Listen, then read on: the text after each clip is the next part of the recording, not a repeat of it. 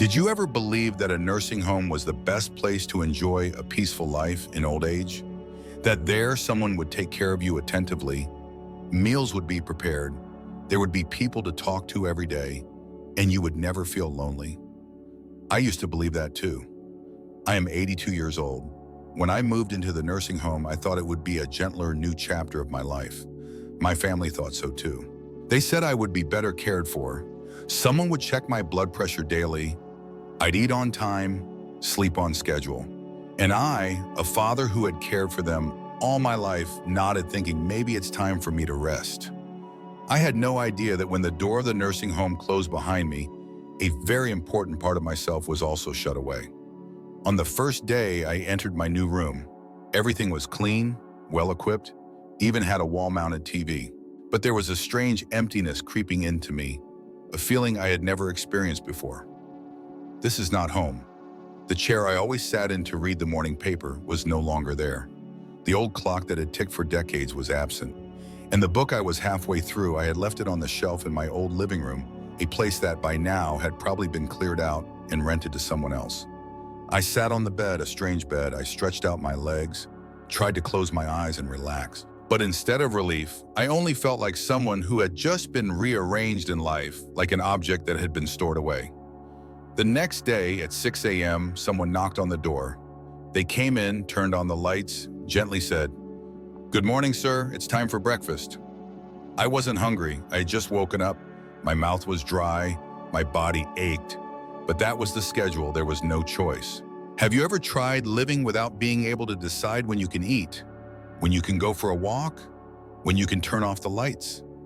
At first, I tried to adapt. I thought, maybe I just need time. But then everything kept repeating day after day, week after week, and I gradually realized I no longer lived to my own rhythm. I was just living according to someone else's clock. Before, I used to enjoy sitting on my porch every afternoon, brewing a pot of jasmine tea, playing soft music, and watching the sunset. Here, I have no porch. I wasn't allowed to bring my teapot for safety reasons. And music? Oh, there's a TV, but the voices of others constantly mix in. There is no space for silence. One day I asked to go outside for a walk. The nurse smiled. "You have to wait until 4 p.m. when someone can escort you." I nodded and waited. 4 o'clock, no one came. I knocked and asked. She said, "The escort is busy today, maybe tomorrow." I wasn't angry with her. I just felt like I was no longer free. I used to think freedom was something grand, tied to power or status, but no. Freedom is being able to sleep when you're sleepy, eat when you're hungry, choose the shirt you want to wear, open a door to the yard without asking anyone. And when those little things are taken away, you don't just lose a bit of freedom, you lose yourself. There's an old lady named Betty on my floor. She used to be a literature teacher, always spoke gently and elegantly. But after a few months here, I saw she started talking less. At meals, she only ate a few spoonfuls. When I asked, she just smiled. "I'm used to living alone. Here, I have to learn to live like everyone else." I understood her, because I was learning to do the same. Do you know what I regret the most? Not that this nursing home is of poor quality. The staff are very dedicated, the rooms are clean, the meals are nutritious. But I regret thinking moving in here is a way to live more comfortably. I didn't think about the price of convenience, that you must trade away freedom bit by bit and no one tells you you're losing it. I wish that, before stepping through that door, someone had sat down with me and asked, "Are you ready to give up your personal routines? Are you ready to ask someone before taking a walk or staying up late? Are you ready to live a life that's already scheduled?"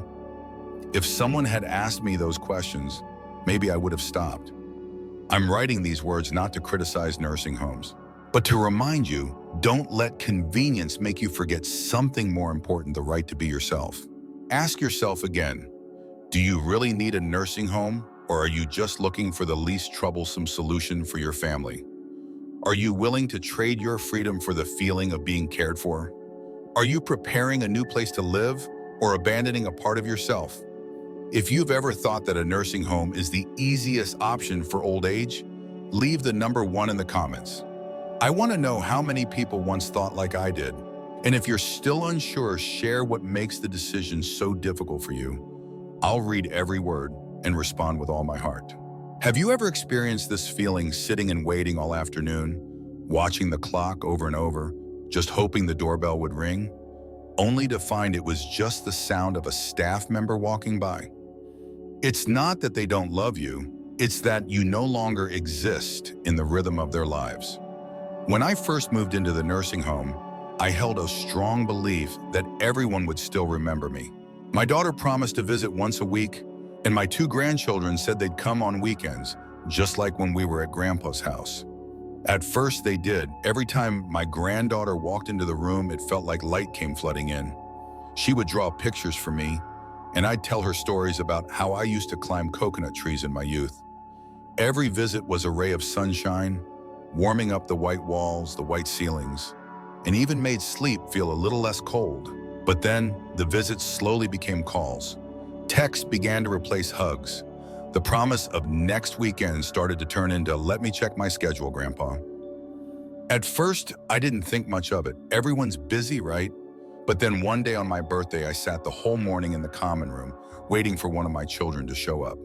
A staff member saw me, came over and said, "I've prepared a cake for you, sir. Your family should be coming soon, right?"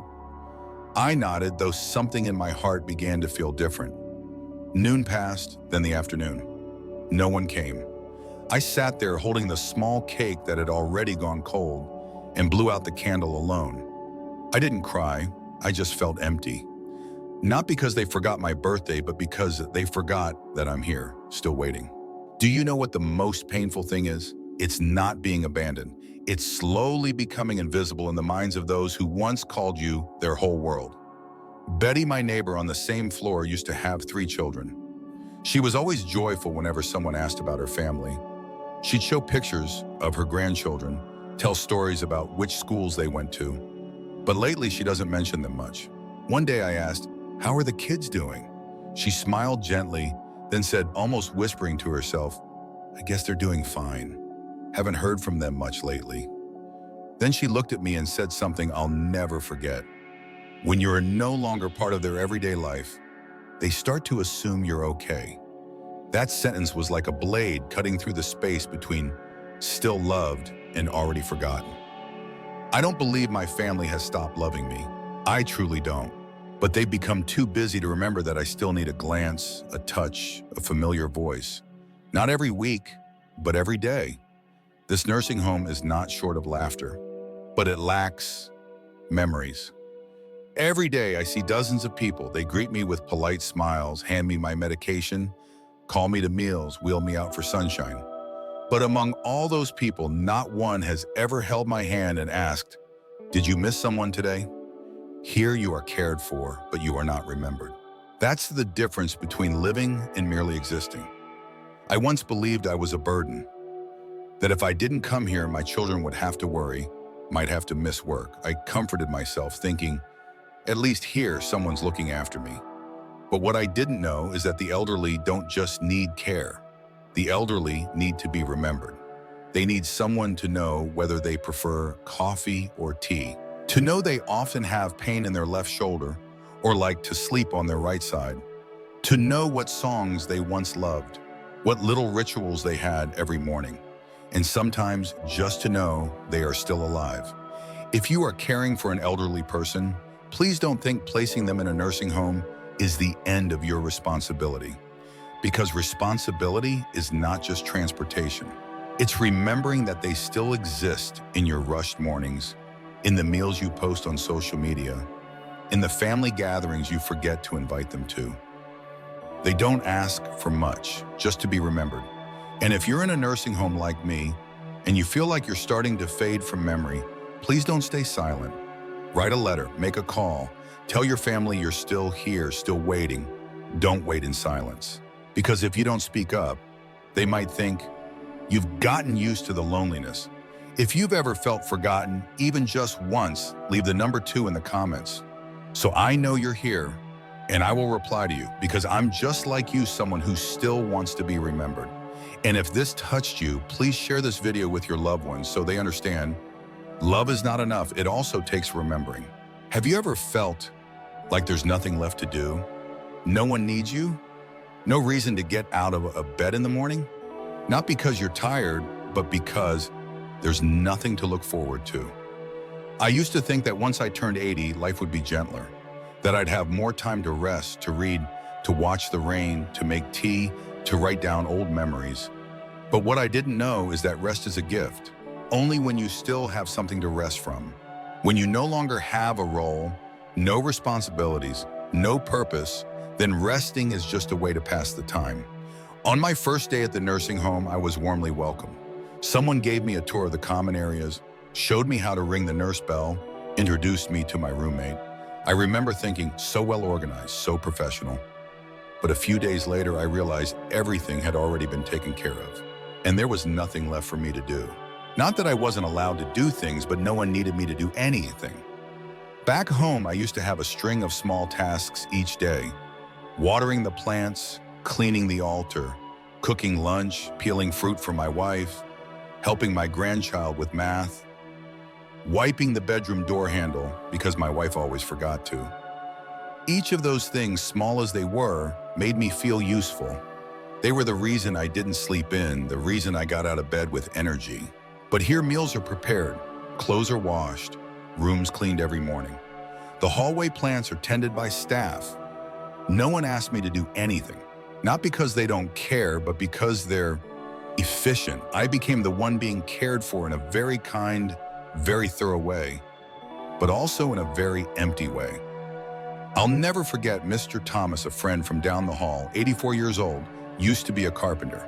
At home, he had a small workshop in his backyard where he repaired broken chairs, built bookshelves for neighbors, sharpened knives for the old ladies in the neighborhood. When he moved in, he asked to bring his tool set, but it was refused for safety reasons. He quietly packed it up and sent it to his son. And from then on, I never saw him laugh out loud again. Once I asked him, "Do you feel sad not being able to do hands-on work anymore?" He answered slowly, "My hands still want to, but no one needs me to. So, who would I be doing it for?" People often say the elderly need to rest, but I think the elderly don't need rest. They need to feel that their presence still matters. There were afternoons when I'd see Mrs. Betty folding paper into little origami cranes, then unfolding and folding again. I asked, "Well, what are you doing?" She smiled, "Just practicing. I'm going to send a box of paper cranes to my granddaughter for her birthday." I nodded, said nothing more, but my heart warmed in the strangest way, because I understood she was holding on to a thread, something that made her feel like she was still doing something that mattered, no matter how small. Do you know what scares me the most? Not sickness, not death, but waking up in the morning and not knowing what I'm still alive for. There are days I look at the clock, it's only 8 a.m., and already I want to go back to sleep. Not because I'm tired, but because I don't know what else to do to pass the day. And I know I'm not the only one who feels this way. We, the elderly, don't want pity. We want trust. We want to be assigned something, to be asked for help. Even if it's just, "Would you mind folding these towels?" Or, "Could you tell the kids about Tet holiday back in the day?" Every such question is a way of saying, you still have value. We still need you. You still have something to give. If you have aging parents or grandparents, don't just care for them with meals and medication. Ask them what they still wanted to do. Ask them for help with something, no matter how small. Listen to them tell a story only they've lived through, because you never know. That might be the one thing that gives them a reason to feel alive. And if you're someone living in a nursing home or alone after retirement, please don't wait for someone to give you a task. Create your own role. Grow a plant. Write down a story from your childhood. Teach a young person something you know well. Because as long as you can still give, you are still living. If you've ever felt like you're no longer needed, leave the number 3 in the comments. I want to know you're here, reading these words and still wanting to contribute. Please share this video with someone who is caring for an older adult. Let them understand, caring for the elderly isn't just about food, water, and sleep. It's about giving them a reason to wake up each morning. Have you ever looked down at your legs and suddenly felt they're no longer the same legs you once knew? You still remember how you used to walk briskly, climb steps without a second thought, and now even standing up from a chair takes a few seconds of hesitation. The scary part is, you don't feel yourself getting weaker until you already are. When I still lived at home, I walked a few laps around the garden every morning. Not much, just about 15 minutes, but I could feel myself getting stronger with each passing day. I made my own coffee, cooked breakfast, went to the market if needed. Some days I even rode my motorbike to a local tea shop to catch up with old friends. My body back then wasn't as strong as in my youth, but it was still in use every day, still had strength, still had reflexes. When I moved into the nursing home, I thought I would get more rest. No need to shop, no need to cook, no need to go far. But what I didn't know is that when your body rests too much, it slowly deteriorates even if you don't realize it. The first week I felt how convenient. Meals were brought to the table. If I needed anything, I rang the bell and a nurse would help. Everywhere I went, a walker or wheelchair was ready. At first glance, it felt like attentive care. But a few weeks later, I started noticing stiffness in my legs each morning. My steps became less flexible. My back curved more. Standing up from a chair required momentum. I used to stand first and then remember what I needed. Now I have to remember first because standing up takes too much energy to afford forgetting. One day I saw Mrs. Betty in the hallway, the same woman who used to take afternoon walks around the garden. I asked her, "Don't you go walking anymore?" She sighed. I thought I'd keep that habit, but every day I had to wait for someone to be free to walk with me. After a while, I just stopped. Now Betty uses a wheelchair, not because of illness, but because she stopped walking. Her body grew accustomed to sitting still and being pushed around. People don't realize their bodies are weakening because everything is arranged to remove the need to use strength. You no longer have to carry a bowl of rice, no longer need to wash your hands at the sink, lift a pot lid, or pull out a chair to sit. These small actions are how your body stays active, stays alive. When you no longer perform these tiny tasks each day, you don't weaken immediately, but you weaken gradually, silently, and consistently. I remember Mr. Leonard, once the strongest man on our floor. He used to carry bags for the nurses, stretch his arms every morning, even taught me how to reach up to relieve back tension. Then one day he had a mild knee ache. The nurse told him to rest for a few days. A few days became a few weeks, and soon I no longer saw him walking around. He sat more, his muscles visibly atrophied. Once I asked him, "Do your legs feel weaker?" He replied softly, "Not weak, but they don't lift like they used to." You see, it wasn't because he was sick. It was because he stopped moving and his body began adapting to stillness. This doesn't just happen to arms and legs. When you stop moving, your circulation slows. You sit too much, your lungs don't expand fully. Your breathing becomes shallow. You move less, your digestion becomes sluggish. Constipation becomes more common. Then you begin to lose sleep, lose your appetite, lose your memory sharpness. It all starts from one simple thing: you stopped using your body. We often think old age is the time to fully rest. But the truth is, the more passively the elderly rest, the faster their bodies break down. You don't need to go to the gym, jog, or lift weights. You just need to keep doing the simple things: standing up from your chair, washing your hands with cold water to stimulate your nervous system, walking a few laps inside your room, stretching, rotating your wrists, bending your knees, touching your toes each morning. You only need to keep moving a little every day, and you'll hold on to more than your health. You'll hold on to the belief that you're still living, not merely getting through the day. If you're caring for elderly parents, please don't help them with everything. Let them still stand up on their own, carry their own bowl, take a few steps, even if it's slow, because that's how their body knows, I'm still needed. And if you're the one growing older, don't wait for someone to ask you to exercise. Ask it of yourself. I know it's not easy, There are days when I don't want to get out of bed, but I tell myself, if I don't stand today, tomorrow I'll need someone to lift me. Next week I might not stand at all. That thought makes me sit up, walk to the door, and take a lap down the hallway. Not far, not fast, but enough to know I still have control over my body. If you've ever felt like your body has weakened faster after too much rest, leave the number 4 in the comments. I want to know you're here and that you're still trying to protect every step you take.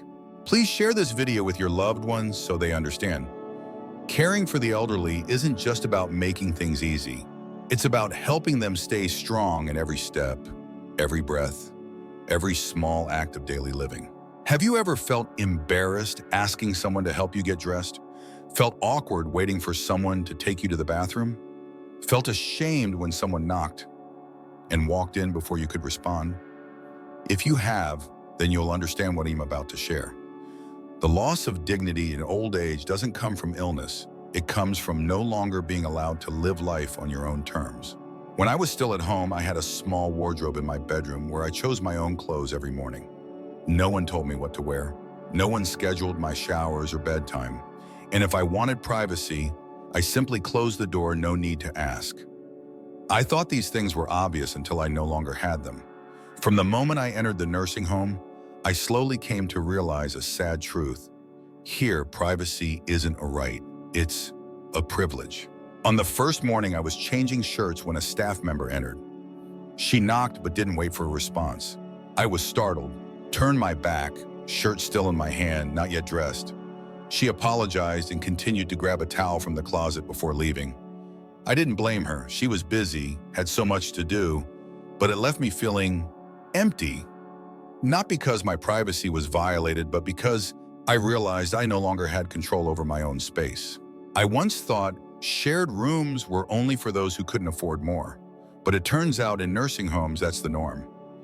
I share a room with Carl, a kind man, but he coughs through the night, talks in his sleep, and has mild confusion.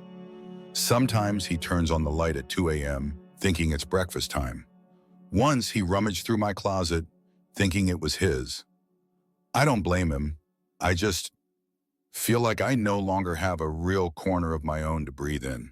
Things that used to be deeply personal, like bathing, using the toilet, changing clothes, are now scheduled appointments. I can't go to the bathroom whenever I want. I have to press a bell, wait for someone to be available. And when someone comes, I feel both grateful and ashamed, because I used to be a father, a husband, a man who could do everything himself.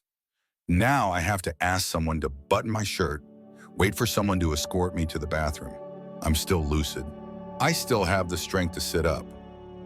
But that's the policy. I'll never forget what Leonard, a former Army officer, once told me. I used to command 100 men. Now I can't even choose what I want for dinner. It sounds bitter, but it's true. Here there's a fixed menu. If you don't like today's meal, you still have to eat it. Not because no one wants to accommodate you, but because there's no time, no resources, no system flexible enough for individual preferences. I once asked to swap herbal porridge for soft bread. I can't stand that herbal taste. They said, you'd have to request that the day before, the kitchen's already prepared. I nodded and ate the bowl of porridge I didn't want, in silence. Do you know what hurts me most? Not that I had to eat something I disliked, but the feeling that I no longer have the right to choose. We, the elderly, don't need to be pampered. We just want to be asked. We don't demand private rooms, fancy meals, or royal treatment. We just want for people to knock and wait for permission. To be asked, would you like to shower in the morning or evening? To know that we still have a voice in deciding how our lives unfold. I know the caregivers here don't mean to hurt us. They're exhausted. They're doing their best. But I wish someone among them truly understood. An elderly person loses their dignity not when they can no longer walk, but when they're no longer treated as an adult with the right to choose. If you're someone caring for a parent, grandparent, or elder, don't just do things for them alone. Do things with them. Ask them. Let them choose. Even if it's just choosing between 2 shirts, choosing when to bathe, choosing how they want to be helped. A small question can restore a part of their dignity they may be clinging to. And if you are someone growing older, living in a care facility, please, don't stay silent. Speak up when you feel your privacy has been overlooked. Ask to dress without others watching.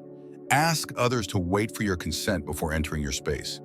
Because as long as you can still protect the smallest of your rights, you are still yourself. If you've ever felt hurt from losing your privacy, leave the number 5 in the comments.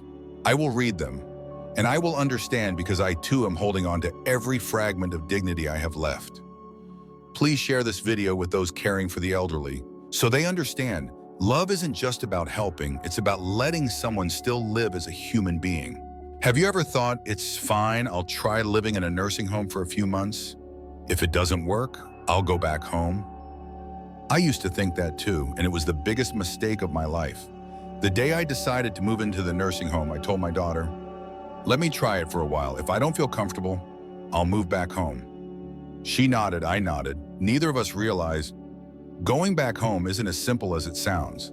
In the early days at the nursing home, I kept telling myself, this is only temporary. I imagined returning to my little house with the bougainvillea vines at the door, the wooden table I built myself, the old radio playing traditional songs at noon. I remembered every tile in the yard, every drawer, every light bulb I had replaced with my own hands.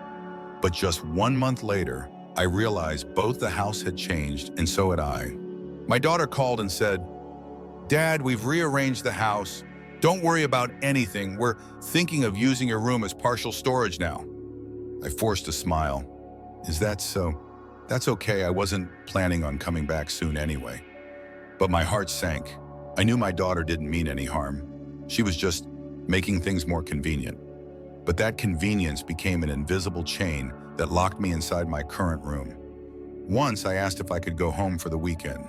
The nurse said, you'll need someone to accompany you, and you'll have to request it several days in advance for the paperwork.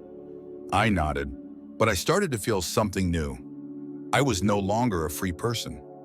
That feeling grew stronger when my daughter, who used to rest her head on my shoulder as a child, softly said, Dad, if you go home, who'll take care of you? Here you have doctors, nurses, someone to monitor your meds. I stayed silent because I knew she was right, but also because I felt no one believed I could take care of myself anymore. What I thought would be a trial period had become the beginning of a one-way journey with no return. Not because I couldn't leave, but because everything around me had quietly changed, leaving me with nowhere to return to. My health declined faster from inactivity. I no longer went shopping. I couldn't carry a full kettle. And slowly I started to doubt myself. What if I fall when I'm home? Who will cook for me?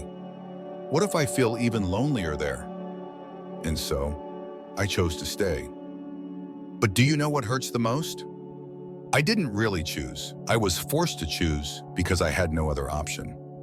I look around this nursing home and I see friends just like me. Some had spent their lives wandering across provinces. Now they live in a 20 square meter room and have to sign out just to step outside. Some were once doctors, professors, entrepreneurs. Now they have to ask for permission to make a phone call. Some thought this would be a place to rest. But after a few years, they no longer remember where home is, their relatives' phone numbers, or even want to leave because they now belong to this place. A nursing home isn't a bad place, but it's not as easy to leave as you think. Not easy because your body has grown weaker. Not easy because your family has grown used to having someone else take care of you. Not easy because the house you used to live in may have been sold, rented out, or renovated into a place you no longer recognize. Not easy because even you start to believe, maybe I really can't live alone anymore. I'm not writing this to scare you. I'm writing this so you'll understand. Don't think of moving into a nursing home as a temporary decision if you haven't prepared for its long-term consequences. If you're still undecided, still have a home, still able to care for yourself, hold on to that for as long as you can. Try every other solution first. Hire daily home care support. Ask your children to install cameras to monitor remotely. Share a home with an elderly friend to ease loneliness. Only when all of that no longer works, then move into a nursing home with true readiness. And if you have already moved in, don't think you can't leave. Ask yourself, do I still wish to live at home again? Do I have the means to try again? Who can help me prepare for a return? It may take time. It may cost money. It may be hard. But if you truly want it, let yourself try. Don't give up just because you've already taken the first step inside. If you once thought, I can leave anytime, and realize it's not that easy, leave the number 6 in the comments. I'll read, I'll understand, and I'll know we're still here for each other, still holding on together through this difficult phase.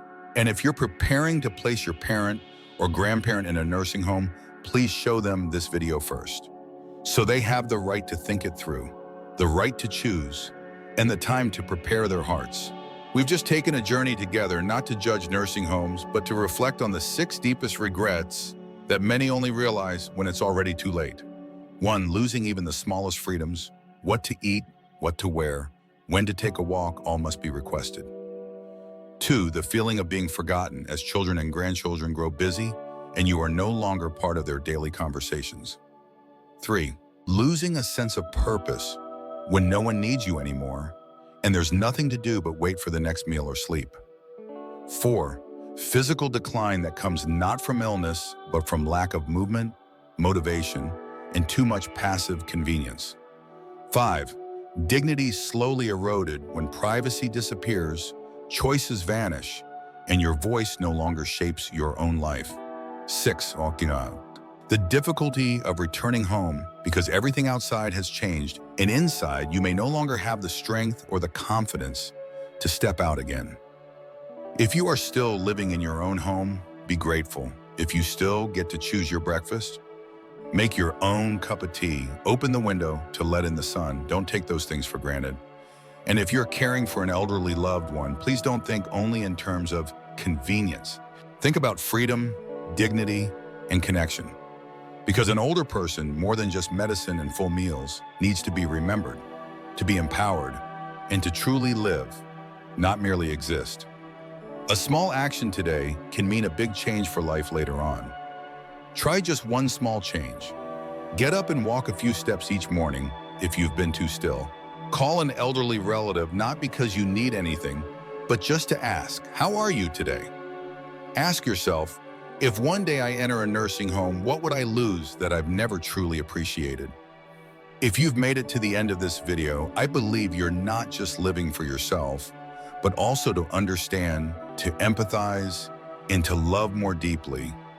Leave a comment and share which of the 6 regrets struck you the most.